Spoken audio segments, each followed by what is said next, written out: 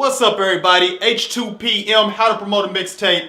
Cristal, Z checking in here to keep you on your what? Mixtape grind. Yes, sir. Today we're talking about beauty and the beat. Man, excellent topic right here, man. Not the Justin Bieber, though. Yeah, not the Justin Bieber. No Bieber. Yeah. So, what we want to get into is basically like choosing the right production to jump on top of.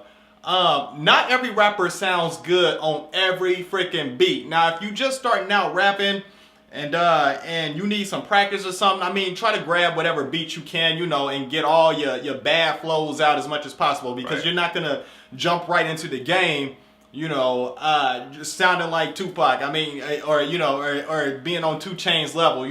I know Trinidad James did it, okay, but that's not everybody, okay. So I mean. But if you're a little more seasoned out here, you've gotten some bad flows out, you don't sound half bad on the track, and you guys know if you sound half bad on the track or not, then start choosing your production wisely. Start, because the producer that you with can really help craft that unique sound that you have. Exactly. So, and you definitely, I want to say you want to like try out other producers, but if you can just pair yourself up with just one producer and you guys get one style for yourself down, and then maybe later on you can like mess with some other producers just to kind of like switch it up, so you don't give people the same old constantly. Then and then with that, you kind of find your own sound, and then when you go to another producer, you kind of know what you're looking for out of that producer. Because if that other producer is versatile enough, he can give you tracks that kind of match your style that you've been creating, up until this point. Right. And what Chris, I think, is alluding to, and what we're talking about here is do what you like. Rock on beats that you like. Rap to music that you like to rap to. Right. I see a lot of upcoming artists hopping on the latest, greatest beat just because it's the latest and greatest beat, right, and people want to hear that beat. Well, right, not everybody is suited for that particular track. You know what I mean? Sometimes you may need a more mellow track for your voice and your tone to be able to execute and put together a great song. And that's not to say that you don't necessarily rap on the new tracks that are out, but you find what works for you. For example, right, what's that new song that's out now, Chris? It's with Lil Wayne and, was it 2 Chainz? 2 Chainz, yeah, rich as fuck. Right. So say, for instance, you find that beat on the internet and you just say, hey, I'm gonna rap on this. Well, one, I mean, you need to check yourself first. And part of it is knowing yourself and knowing your flow, right, knowing your style off the bat. So okay, this beat is hot, but that beat's not for me. Right. You know what I mean? Right. And that's kind of what we alluding to, is find out what is working best for you, right, first. Right.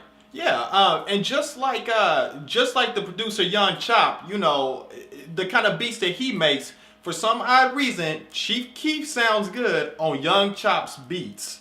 Right.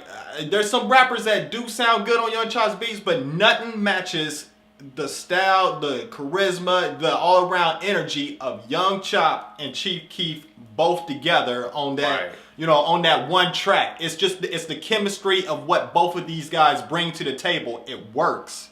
Right. And back to my point, just try to get with a producer, get a feel, you guys will get a feel for each other, a feel for each other's style, and that producer can start the more he gets to knowing you and what kind of flow that you have and stuff, he, whether he knows it or not, but he will unconsciously start making productions that's tailored to you. Right. So I just try to pair myself up with just one producer, and you guys iron out the type of style that you guys are just shooting for. Like I said, not everybody sounds good on every beat. And then another thing you want to think about too, like when you're building an album, building a mixtape, in order to not mess up the continuity of that mixtape, you want to go with the same, okay. Let's say your mixtape is a bunch of hype songs, right? A bunch of hype songs are real poppy, real jumpy. you can tell you're out of character when you just throw in an R&B joint or something like that just really like just mess with the flow. I mean, you kind of consider it to be like, oh man, I'm just being versatile, man. What, I can't do R&B tracks? Yes, you can do R&B tracks, but there's a way to go about it. Choose the production wisely and fit it in there.